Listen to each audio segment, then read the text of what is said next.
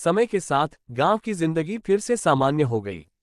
खेत फिर से हरे भरे हो गए और लोग अपनी पुरानी जिंदगी में लौटने लगे।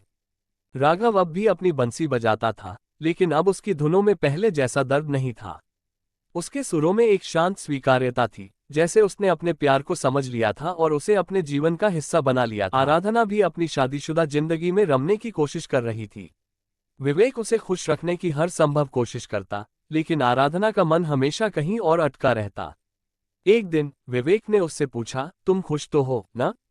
आराधना ने उसे देखकर हल्के से मुस्कुराते हुए कहा, हाँ विवेक, तुम बहुत अच्छे हो और मैं तुम्हारे साथ खुश हूँ। लेकिन उसकी मुस्कान के पीछे की उदासी को विवेक समझ सकता था।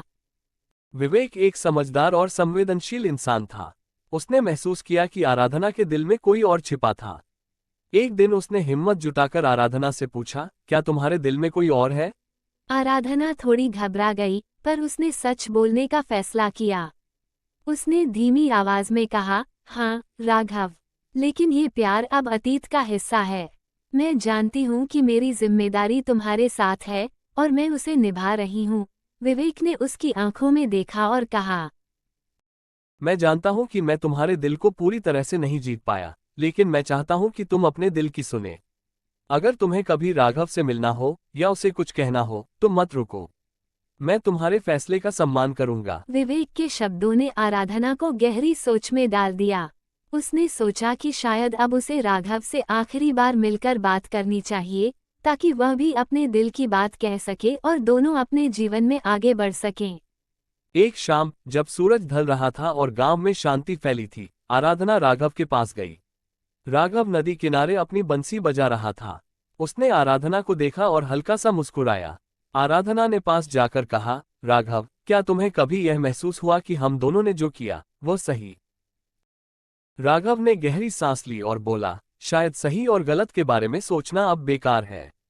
हमने जो किया वो हालातों ने हमें करने पर मजबूर किया, लेकिन मैंने तुम्हारे साथ बिताए हर पल को अपने दिल में सहेज कर रखा है। आराधना ने उसकी ओर देखा और कहा, मैंने भी। लेकिन अब वक्त आ गया है कि हम अपने रास्ते अलग कर लें, दिल से भी। राघव ने उसकी बात सुनी और धीरे से सिर हिला दिया।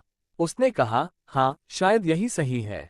मैं तुम्हें हमेशा खुश देखना चाहता हूँ, आराधना। उस रात दोनों ने अपने दिल में छिपी सारी बातें एक दूसरे से कह दी। दोनों ने ये स्वीकार कर लिया कि उनका प्यार सच्चा था, लेकिन उनकी जिंदगी के रास्ते अलग थे। प्यार कभी खत्म नहीं होता, लेकिन कभी कभी उसे छोड़ देना ही सबसे बड़ा त्याग होता है। अनकही मोहब्बत का पार्ट यहीं पे एंड होता है दोस्त। अगर आप वीडियो को और भी लोगों तक पहुंचाना चाहते हैं तो वीडियो को लाइक कीजिए, ताकि यूट्यूब इस वीडियो को और भी लोगों तक पहुंचा सके। अगर कहानी पसंद आई है तो चैनल को ज़रूर सब्सक्राइब कीजिए। मिलता हूं अगली बार इसी तरह के कहानियों के साथ।